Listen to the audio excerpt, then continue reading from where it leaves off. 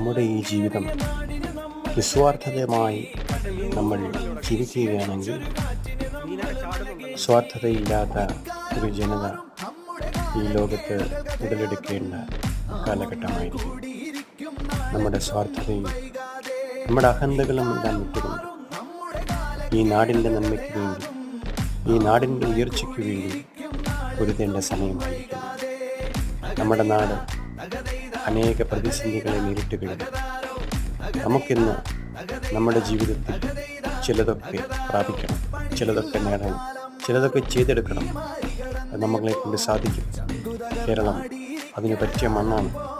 ഈ മണ്ണിൽ ജനിച്ച ഞാനും ഈ മണ്ണിൽ ജീവിക്കുന്ന നിങ്ങളെല്ലാവരും അതിനുവേണ്ടി ഒരുമിച്ച് ഐക്യതയോടെ പ്രവർത്തിച്ചാൽ തീർച്ചയായും നമുക്ക് ഈ നാട്ടിൽ തന്നെ, ഈ ഭൂമിയിൽ തന്നെ ജീവിച്ച് കാലം കഴിക്കാം. അല്ലാതെ